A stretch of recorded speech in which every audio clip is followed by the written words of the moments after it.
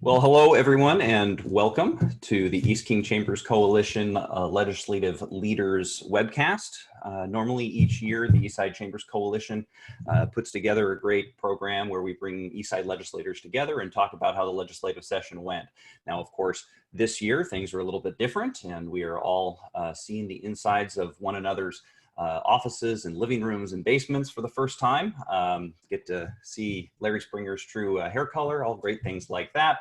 But this is a great opportunity for us to try things a little bit differently and maybe do a series of these East King Chamber telecasts. And the way to kick it all off seems like we should start at the top. And so the leaders of the four caucuses have been gracious enough to join us today to talk about some of the issues from the last session, and of course to talk about some of the upcoming things that the state's going to be dealing with as we face the continued issues surrounding the coronavirus pandemic. Additionally, the East King Chambers, of course, made up of the 10 chambers of commerce on the east side, have put together their policy agenda, their legislative agenda to work down on the legislature through the work of our coalition members and our representatives down there. You can check out more information about that at eastkingchambers.org or visit us at bellevuechamber.org for information related to those legislative agendas. We've been really honored today because we have a great moderator who is going to be holding these folks to account as they answer questions about some of these big important issues. We are joined by Kate Riley, who is the chair of the Seattle Times Editorial Board, very schooled in state issues and everything that's been going on down in the legislature and everything that the state has been doing over the recent months to respond to the pandemic. Kate, thank you so much for joining us, and take it away. Well, it's my pleasure. Thanks, Joe. Everyone knows that you're the president and CEO of the Bellevue Chamber. Before that, you were in the legislature, so I'm sure you've got you were in the state Senate. I'm sure you've got some good questions for these folks as well. A brief note about the format for today's event. I'll introduce each legislator, ask a question, allocate just a couple of minutes for a response, and they know I'll keep them to 2 minutes. And after each legislator has spoken once, then I'll pose additional questions based upon audience polling. So first of all, let's go to the Senate Majority Leader, Andy Billig. Andy, I hear that the governor is going to take up the budget this week, sign it, possibly do some line item vetoes. What I hear is that it's not a question of whether there'll be a special session, but when. So I'm wondering, what are your thoughts on a special session? And also, has your caucus made some recommendations to the governor about what can go in the budget that's on his desk? Great. Well, thanks, Kate. Thanks to everybody for inviting me and having me on. Good to be with you. In terms of a special session, I think that there is a significant chance that we will have a special session at some point before January, but I don't think it is imminent. We first need to decide sort of the universe of what's needed. And the governor's staff and legislative staff are keeping in touch about what are the things that the state should be doing, that the governor wants to do, should be doing, that he does not have the legislative authority to do. And as that list comes together, we'll have a sense of what items we might need legislative action on. And then the other thing is looking at the budget. Well, we know we're going to have trouble with the budget being in the red, and we're going to have to do some work to help correct that. But it's so early at this point that we're not even sure how significant the problem is, although we know it will be significant.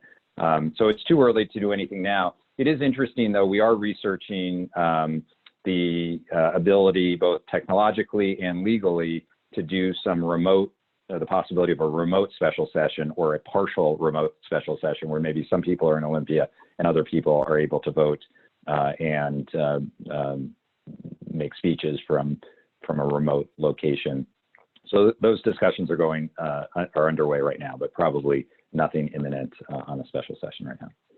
And in terms of the budget, yes, there have been some discussions. I've had several different people reach out. We've had some internal discussions, but at this point, I do not know what the sort of range of veto possibilities are that the governor is considering.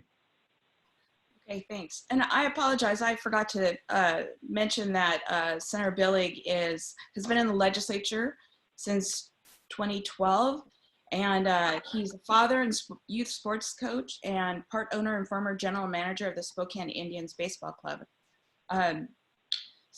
Next, I'd like to introduce House Republican leader J.T. Wilcox. He's been in the legislature since 2010. He grew up on his fifth generation owned family business, Wilcox Farms, where he was employed for 23 years and still lives there. He represents the 2nd district, which includes small towns such as Eatonville and Yelm and Fort Lewis. JT, the state schools are closed through, I think, April 24th by executive order of the governor. There is a lot of concerns about equity with regard to these closures. If kids in different school districts are going to be able to get the same quality of education that they're going to be able to get in, say, Bellevue, which is a much more connected, wealthier community. Do you have any thoughts on that?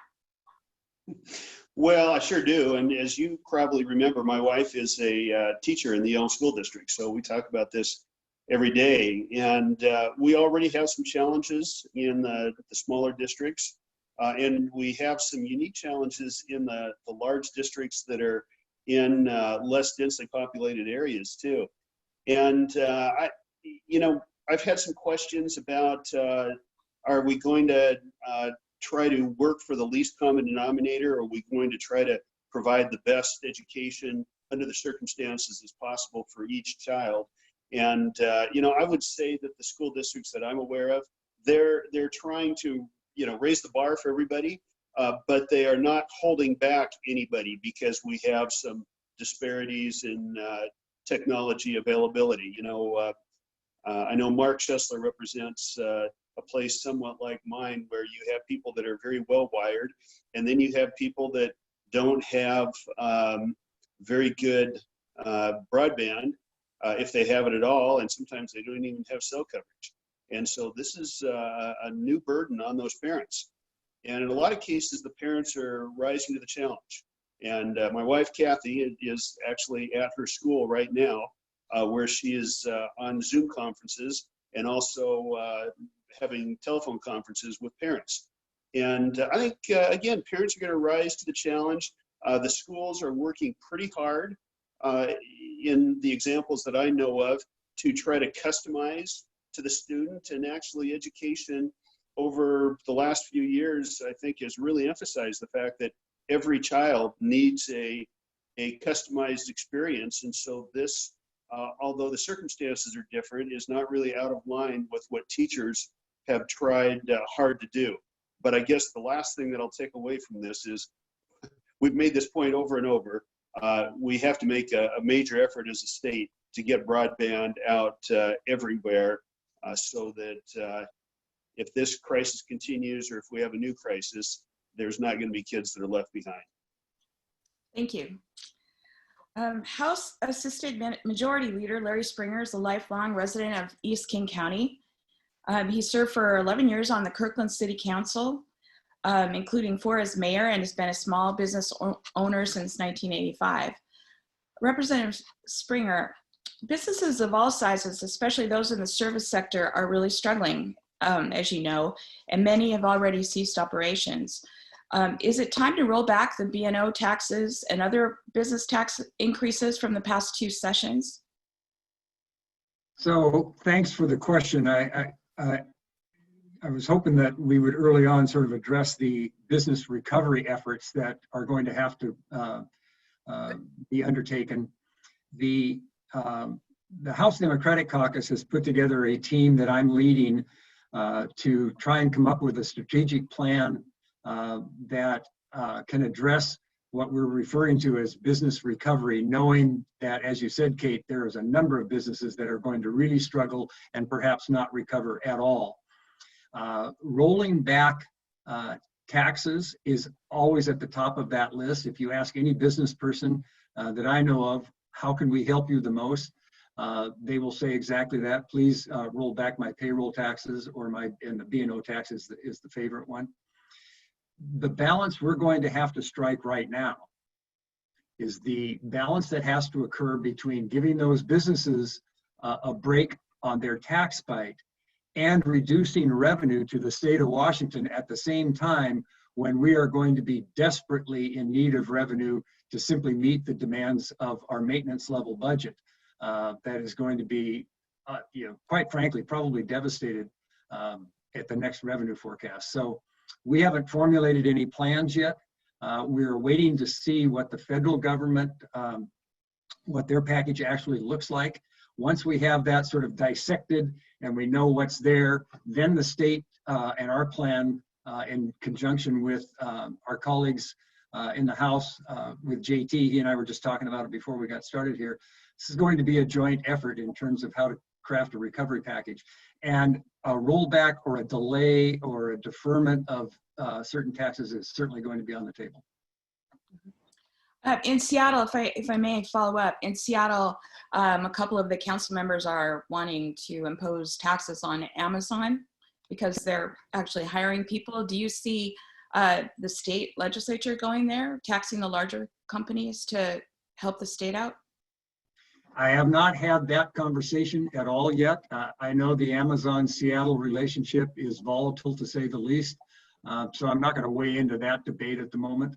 But I think it's safe to say there are a few options that will automatically not be on the table. So we should keep our powder dry. So I want to make sure that everybody knows there's a Q&A question at the bottom of your screen. So if you have a question, please jump into that.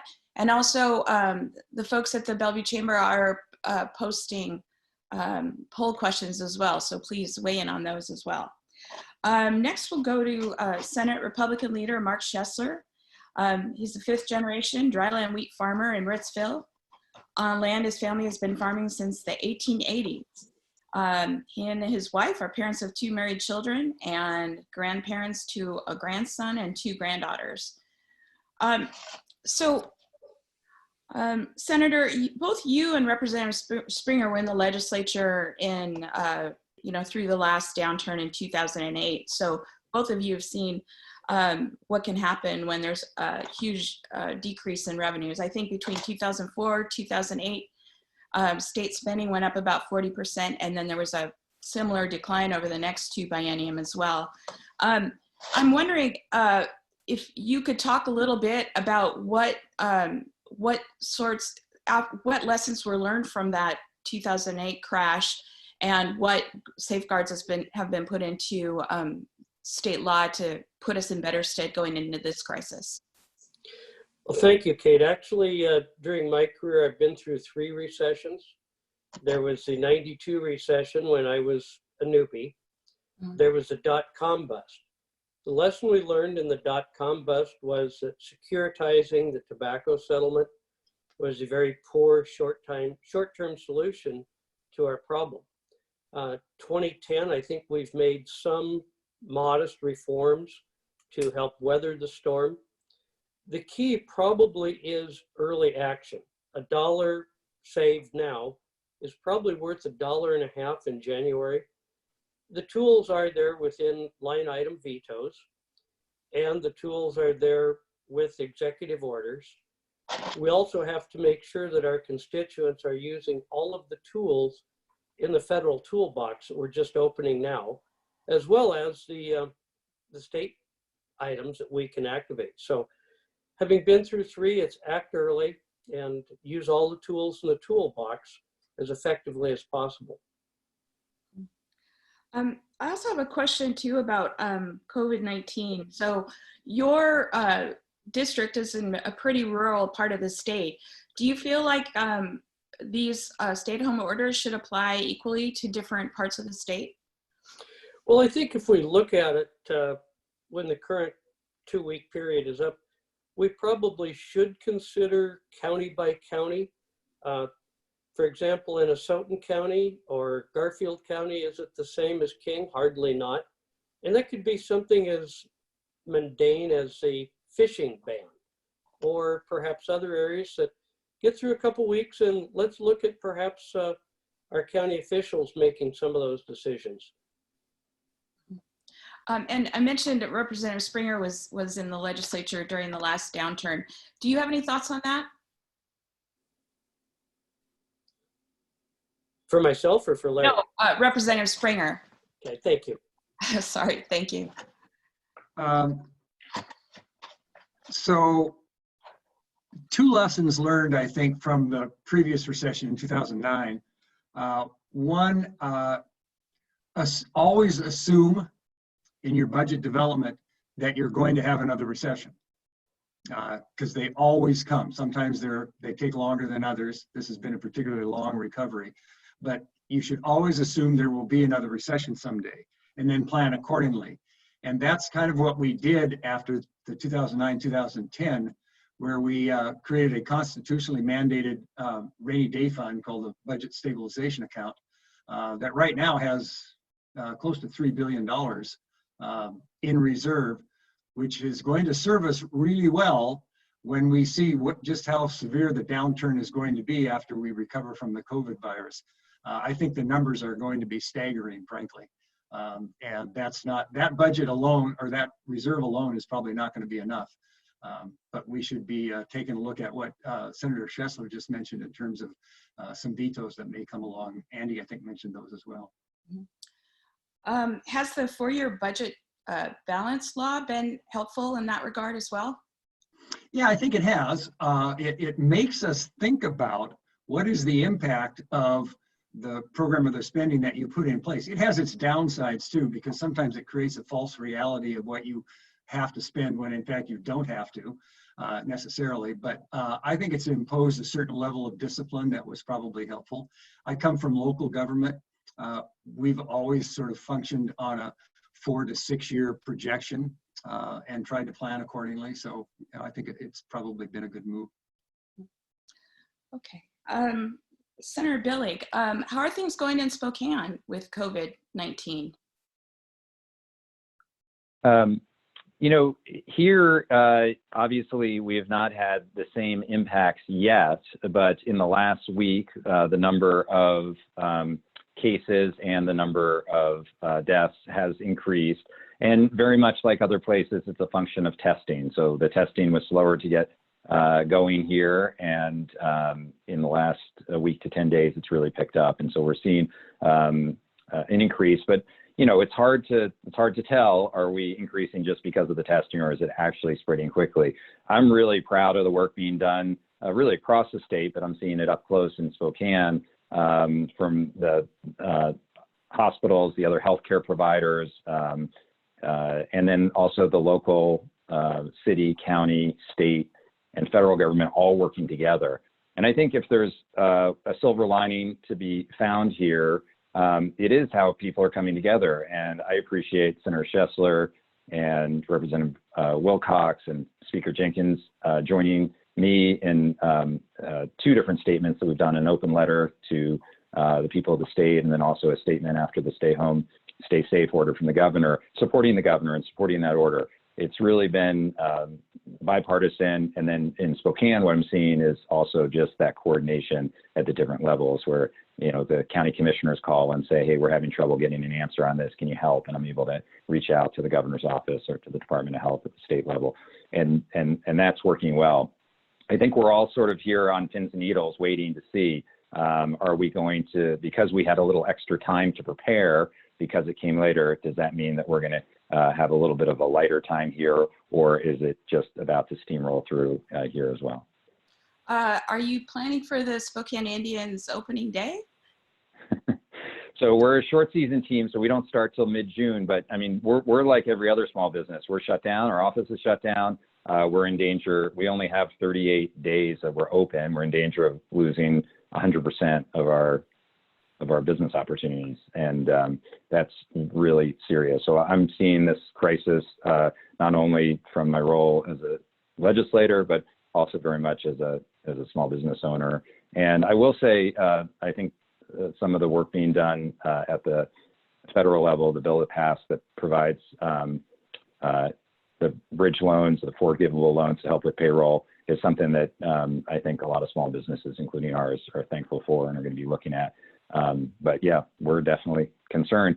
With that said, I'd rather have these orders in place, have them work, get them done quickly, and so that we can actually come back and have a strong economy throughout the state and throughout the country without having the virus come back.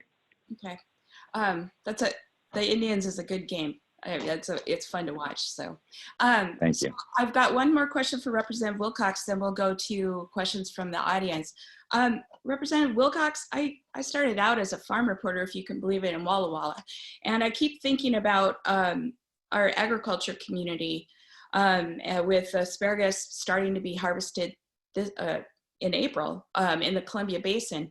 What are you thinking about the state's agriculture industry, including a lot of the industry we have right around here in Puget Sound with labor? Well, I think, first of all, a lot of it goes on year round. It's not all seasonal. It's not all crops. One of the dangers that's occurred to me, even though I'm no longer in the dairy business, there's really only 2 large fluid milk processing plants in Washington. And if one of those were to be unable to function because of infections among the staff, then that would be a pretty critical commodity that people would not have available until the supply chain could catch up, and there would be an immense quantity of milk being dumped down the drain. That's just an example. I think there's lots of other important foods that really depend on an everyday workforce being ready to operate processing plants, distribution, the supply chain. And in my mind, one of the next real concerns that we are going to have is how are we going to make sure that these critical facilities have the protective equipment? How are we going to be sure that they are able to modify operations so that they can minimize the spread among their staff? And of course, what is really important is how do you take care of the health of the staff that operates these operations? But the supply chain is very much, especially when it comes to food that has a shelf life, a just-in-time inventory kind of system. So this is not a concern just for farmers or just for people that are involved in the grocery business or food processing. This is what the people of Washington and all over the country really depend on. And I am really looking for us to turn towards how do we keep these critical parts of the economy functioning, and how do we make sure that in our absolutely legitimate need to protect public health, we're thinking about the next concern that might be a week or 2 or 3 weeks down the road. Okay, thank you. Okay, we've got a question here from Bellevue Mayor Lynn Robinson. How do we get funding as soon as possible to all the human service organizations that are dealing with increasing populations of need with a limited budget? These include rental assistance, food supplies. There is an incredible need on the East Side as these agencies do all they can to keep people from falling into homelessness. Senator Billig, why don't we start with you? Yeah, I mean, I think that's a concern throughout the state, and we're just having this conversation with our local governments here in Spokane about actually getting the money flowing. I've been really impressed with the Department of Commerce so far. Lisa Brown has been very active and actually starting to move some money to municipalities, particularly related to emergency shelter, before the budget was even signed.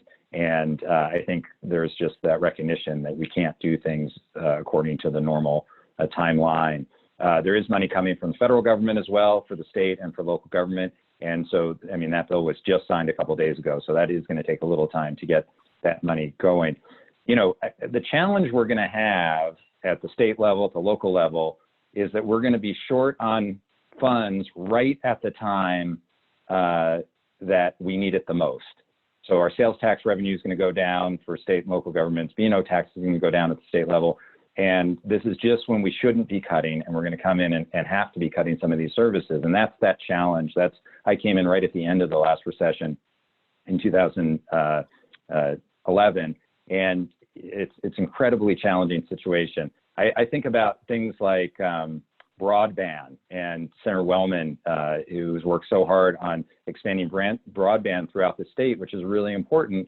Well, that's a budget item. Those are the types of things that we're going to say, well, we need to actually invest more in that. We need to invest more in human services and safety net programs. And it's going to be right at the time when we have actually less money to invest. And that's the conundrum. That's why we're working so hard right now to plan for what our approach is going to be and how we're going to have both a health and an economic recovery. Senator Schoesler, how do you think what can be done to help, especially rural areas like yours? Well, I have to be a little bit of a broken record, Kate. It's really going out and using the tools in the toolbox that we're exploring from the federal government. It's the tools in the toolbox that Lisa Brown has at Commerce, that we let our citizens know what is available and how to access it. I think some of my members, for example, like Senator Erickson, are doing tremendous jobs of getting that information back to those individual constituents as to what tools are there. Okay, thank you. Next question, I'll ask Representative Springer. What's the single best thing the state legislature can do to keep unemployment low during this crisis? So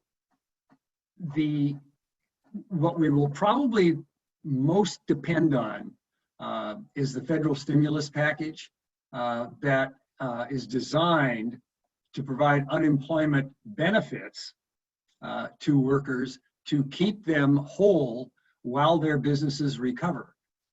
I don't think there's any way to avoid the simple fact that people are going to lose jobs. Businesses are going to close. That's just, I mean, we're already seeing it. So we have to accept that reality. I think the question for us is, what do we do to help those businesses recover and get those people back to work as quickly as we can? And to sort of mitigate the impact of lost jobs by providing paid family leave, unemployment insurance. The state has a limited role to play there in terms of our ability to really supplement our existing unemployment insurance rates. One of the areas that we are looking at, incidentally, as a possible business recovery tool, I don't know whether this will work. I'm having the Employment Security Department look into it right now, is could we suspend the payroll taxes, essentially unemployment and L&I, for our businesses for I'll just pick a number here, for the next 3 months, help them recover.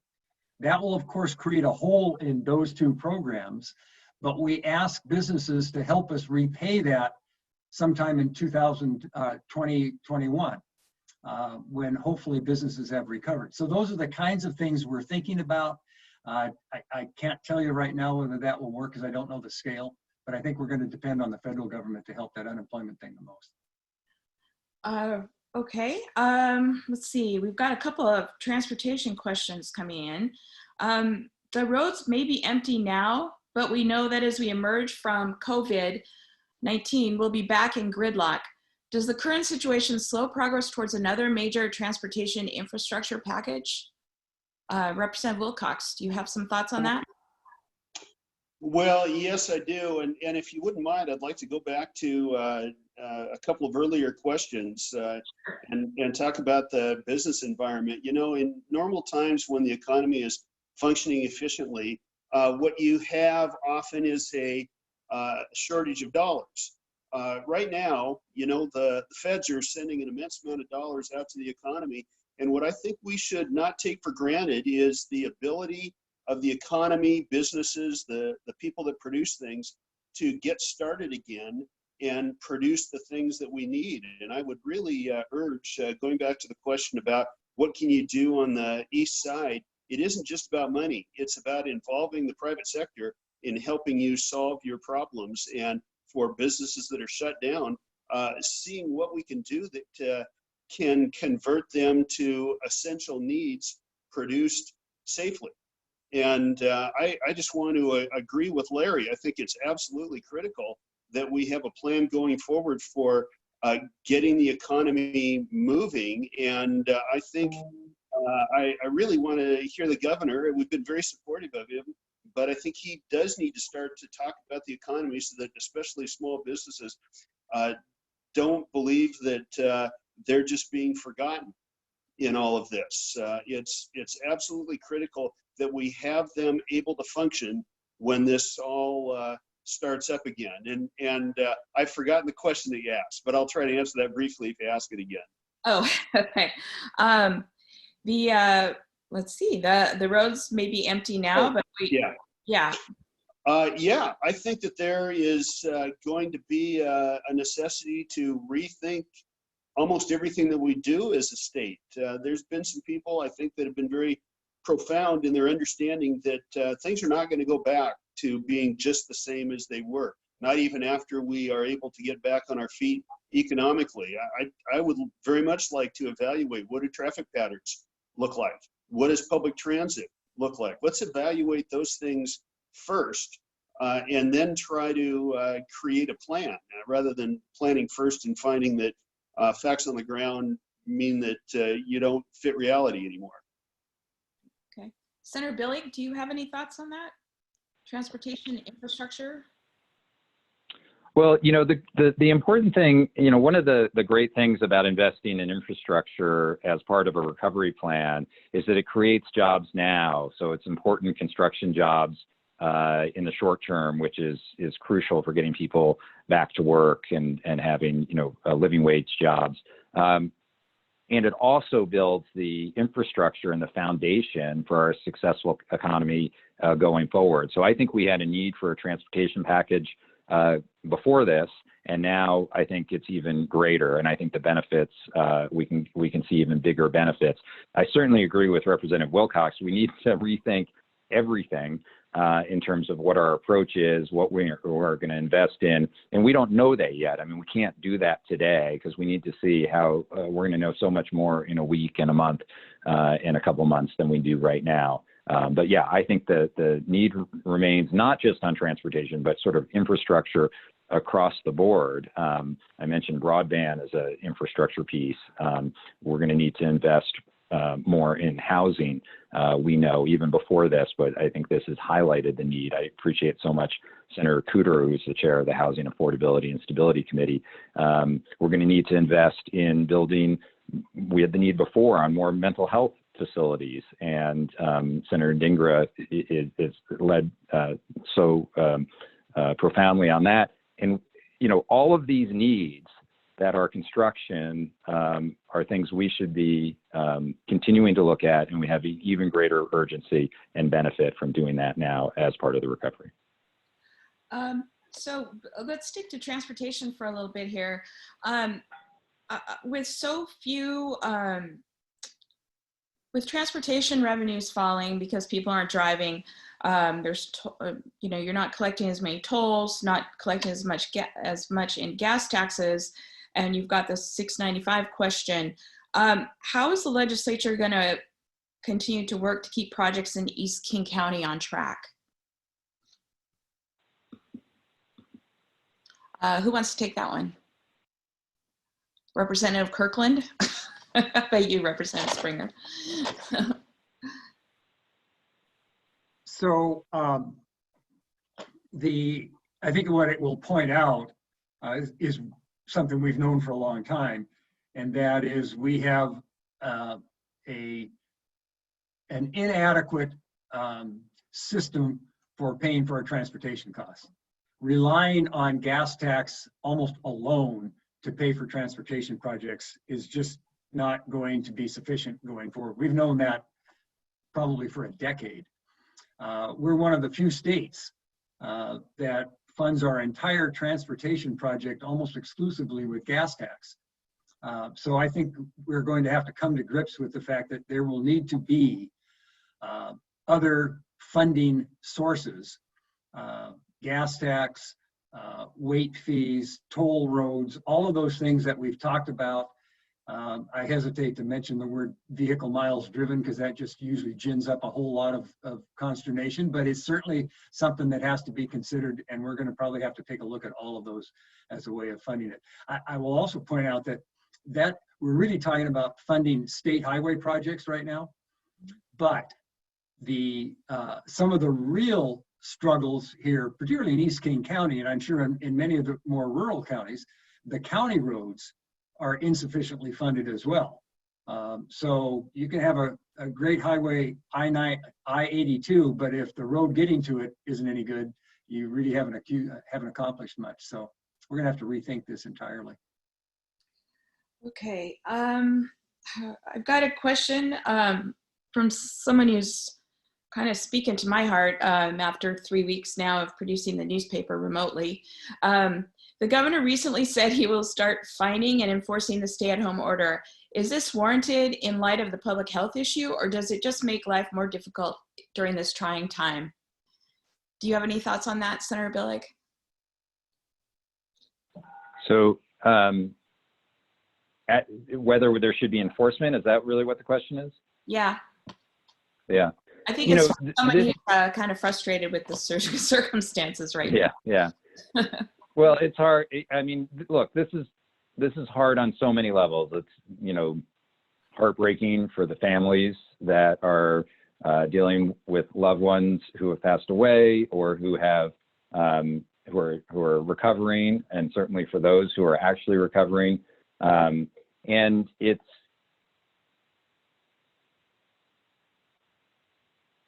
sorry, I lost you for a second there. So we have to remember that we have a health crisis.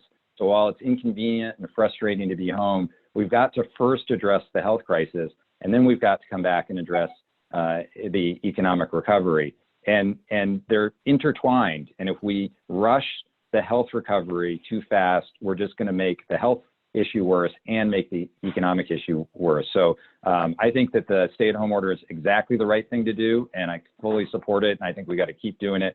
And if people are not complying, then I think enforcement is reasonable. But I really think that as a first step, to be able to go through, explain, educate, and that's what I know most law enforcement is doing right now, is going to the education piece first. And hopefully that appeals to the sensibility of most people, and we don't need any stricter enforcement. But if it doesn't work, then I think greater enforcement is appropriate.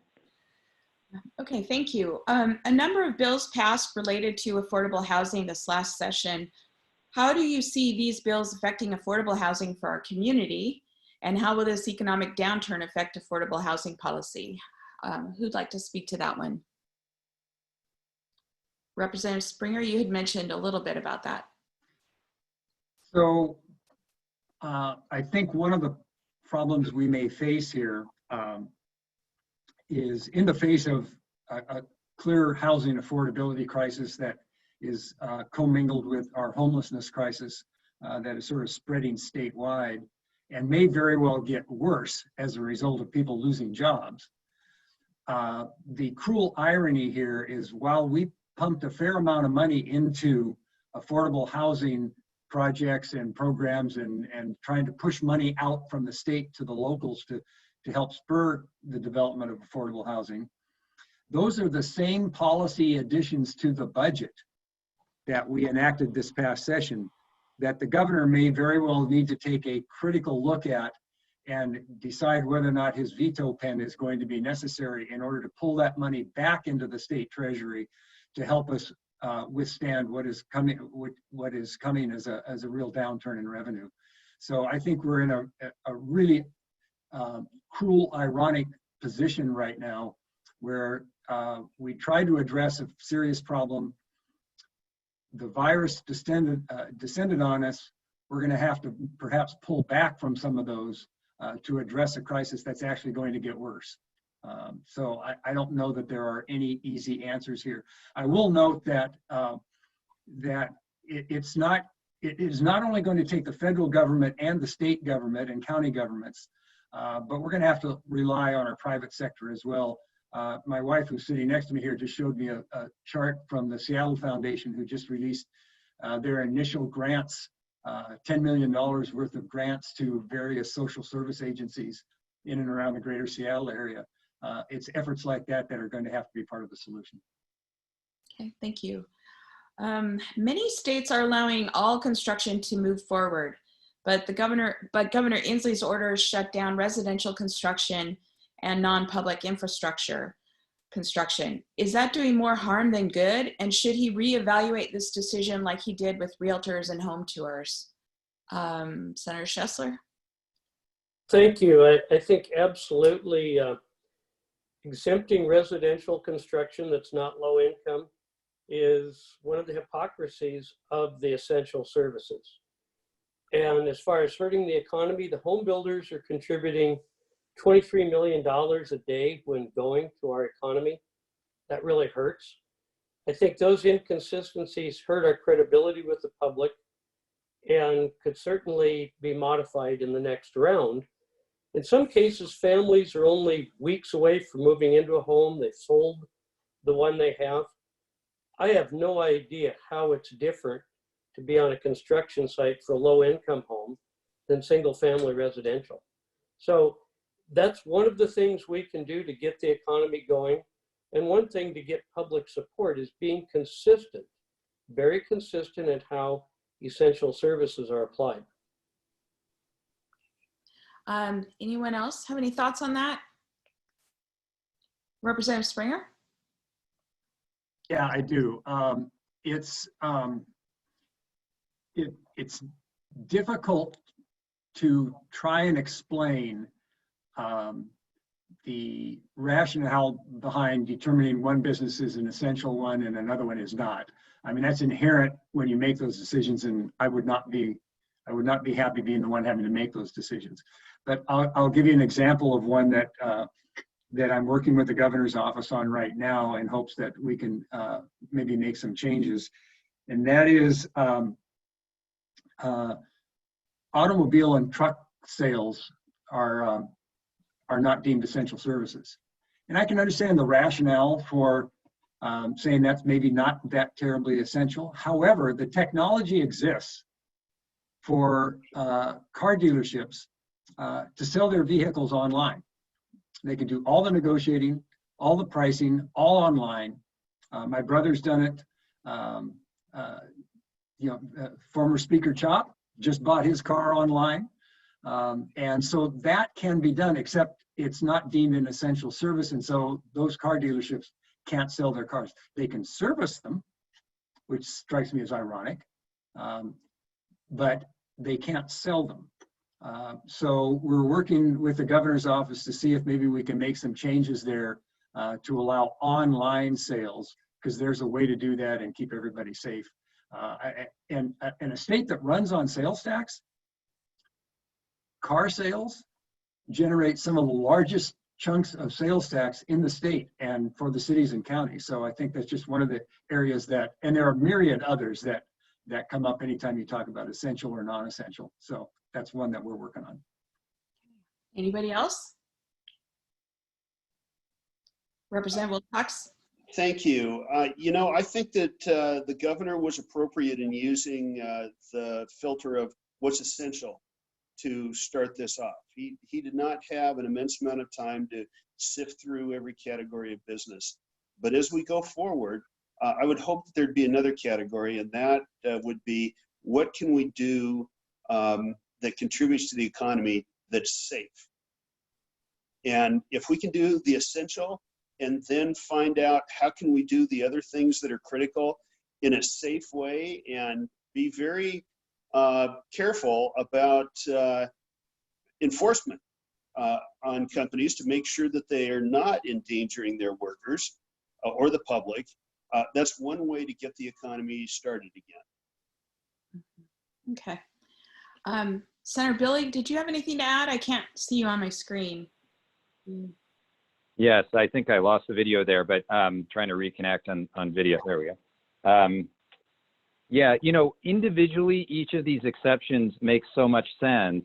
It's just when you think about them in total, it's a lot more people going back and being together with other people. And I think that's the concern. I think that's what the governor is wrestling with, that you hear this one story about this one business and you go, well, absolutely, that one sounds fine. But if we talk about all these people coming together, so my default is to go with the scientists, go with the public health experts.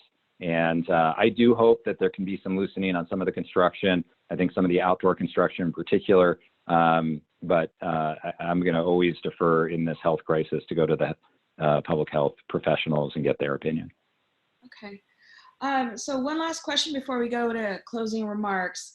Childcare has never been more on the front of people's minds. This viewer is worried about potential cuts to early learning, just as providers received some modest boosts this past session. How do we ensure that funding for early learning is maintained and maybe increased for childcare programs staying open to serve essential workers? Representative Wilcox? Well, that is a great question for a rural legislator, because we already have so few resources in that area. And actually, the first day that this was discussed, someone in our caucus had a question for the governor's office. There is a program that provides small stipends for people that are not necessarily accredited, but can provide childcare for related children, for example. And that's a program that should be publicized and expanded. And we, I think, are already struggling with a self-made crisis by so rapidly building up the regulation around that important function. And I think we should rethink some of the legislation over the last few years. And the governor, of course, has the authority at this point for 30 days at a time to set aside regulations and even some laws. And I think it would be critical to make it easier for people to provide childcare. Are you speaking about early learning opportunities or childcare specifically? Oh. Okay. Anybody else? Senator Billig? Yeah. And this is my policy area, so I didn't ask this question on the call, but this is the question I'd want to come up. First of all, just early learning and childcare, to me, it's all together. We're working on high quality childcare so that it has the benefits of early learning as well. And really, we're trying to bring the state's childcare and high quality early learning programs together closer. This is a really serious concern and an important part of our recovery, because if our childcare centers and early learning providers don't open back up after they've been closed down, that's my concern. And so we did do a lot actually in this budget to help childcare and early learning providers with increasing subsidy rates and helping with co-pays. Now, of course, there's the potential for vetoes. I'm hoping that the childcare piece is not vetoed, because it is so important to our recovery. And it's like so many things. It's like we were in crisis before this crisis, and now we're going to have the childcare crisis is going to be even deeper afterwards. It's something we can't lose focus on. We got to keep doing better, not only because it helps employers and employees, but it helps change the trajectory of a child's life. And we've got to be smart and make good decisions. We know it saves us money in the long run, but fewer people in prison, better health outcomes, and better educational outcomes as well. Okay, well, we've come to the end of our questions from the audience. It's now time for each legislator to make closing remarks. Now, just like legislative testimony Olympia, you're all limited to 2 minutes. Senator Billig, you went first, so we'll have you go first again. Well, great. Well, thanks for this opportunity and for the discussion, the good questions. I mentioned our work together across the aisle and across the rotunda so far in this crisis that we're in. And we're going to need that to continue. We're going to need that to even increase as communities come together. We've got a tough time ahead, certainly with the health crisis and then with the economic recovery after that. But Washington is a resilient state. The people of this state are creative and hardworking and compassionate, and I know we can do this together. And I really look forward to helping that process, as difficult as it may be, and look forward to everybody's input and suggestions. So please keep in touch and keep your ideas coming. And I hope everybody stays healthy and safe. Thank you, Senator. So let's go next to House Republican Leader Wilcox. Thanks, Kate. Well, I appreciate what Andy said, and I just want people to know that there is a lot more goodwill and mutual respect among legislators than they believe, and maybe than sometimes we demonstrate. There's been a fair amount of communication over the last few weeks, and I think we have probably a better correspondence in terms of goals than we normally do, and that's what good people do when we have crisis, and I think that has been generally true across the state too. I hope that in response to the governor's thinking about compliance, people will solve their problems among themselves as neighbors first, rather than involve the authorities in that. And I believe that for the foreseeable future, the 4 caucuses in the legislature will be adopting the same strategy of getting on the phone, calling people by their first names, employing the fact that we've got a lot of shared experience, and making sure that we get through this crisis. The thing that I think is most important right now is that we understand that we can't do just one thing at a time. As leaders, it's necessary to look farther ahead and be sure that we're doing everything that we can to avoid the next problems as we solve the big public health problem that we have right now. And I am very, very hopeful that all the people involved in political leadership are beginning to adopt that strategy now. Thank you. Representative Springer. Thanks, Kate, for moderating this. I want to emphasize, I think, what JT just finished with. We can do 2 things at one time. The initial outbreak, the very first case of the virus, occurred at a life care nursing home that is literally 3 blocks from where I'm sitting here at my house. My city, Kirkland, was on the front line for the first 2 weeks, pretty much alone. They struggled mightily to deal with that and are still today. So the notion of getting a handle on this virus it's firsthand what my wife, who's the mayor, is living every day. So we, in fact, have to do everything we possibly can to contain this virus. Social distancing, lockdowns, restricted movements, whatever it takes.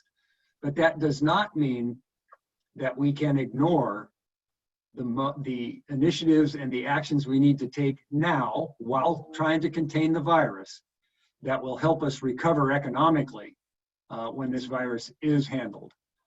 Without that kind of activity now, that strategic thinking now, we will just delay the recovery and our economic situation will get worse. So I just implore all of us as electeds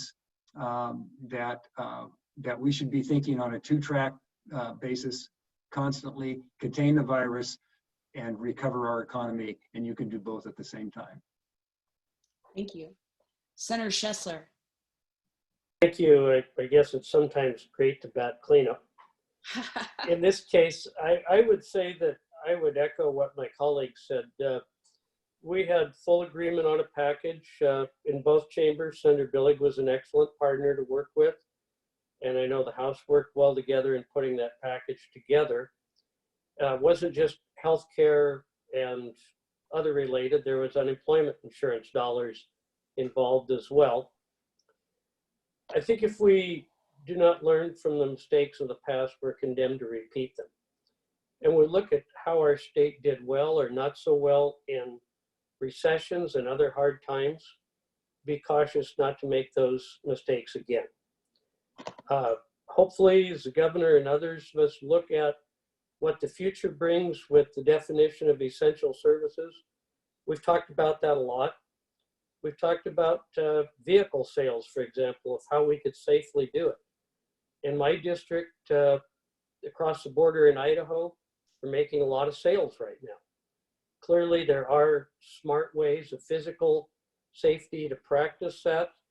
And I think last, I'd like to say thank you to the President and Congress for getting a historically large, broad-based package out to the public in really pretty quick time for how the other Washington works. So again, thank you to you, Kate, the Chamber, and my colleagues. Thank you very much. Really appreciate your participation in this. It's really important for your constituents around the East Side and everywhere to hear more from you. So stay in touch. Joe, do you have anything to add? Absolutely. Well, I want to thank everyone for taking a few minutes out of their day to participate with this. I particularly want to thank our legislators, Larry Springer, JT Wilcox, Mark Schoesler, Andy Billig. They were great to work with when I was in the legislature, and I'm really appreciative that they took this time today to spend a little bit. We've had hundreds of people that have joined us to watch this today, and it was a really great conversation. I'm glad we got to so many of our questions that came in from the viewers. And Kate, thank you so much for your willingness to help put this together on such short notice. The Bellevue Chamber is doing a number more of these. We'll talk about that in a sec. But first, I want to also thank our East King Chambers Coalition members.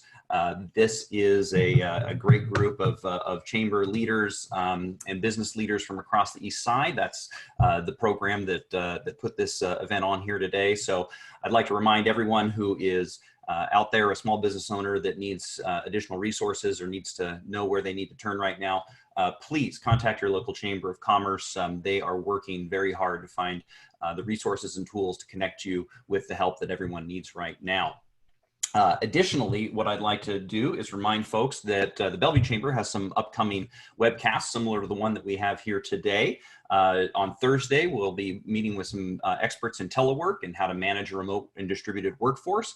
Next week, we've got cybersecurity experts talking about how to secure your home network and your company network to make sure that you can continue work unabated, as we've seen a real spike in the amount of security breaches since we've all started working from home. And in particular, I want folks to tune in tomorrow from 2 to 3 p.m. We have the chief strategist and the chief U.S. economist for Bank of America to talk about the economic outlook and to talk about life before, during, and after the COVID experience. From everyone here at the Bellevue Chamber of Commerce and everyone here at the East King Chambers, I want to thank everyone so much for participating. Stay safe, stay home, and again, reach out to your legislators, reach out to your chambers of commerce. We are here to help. Thanks, everyone.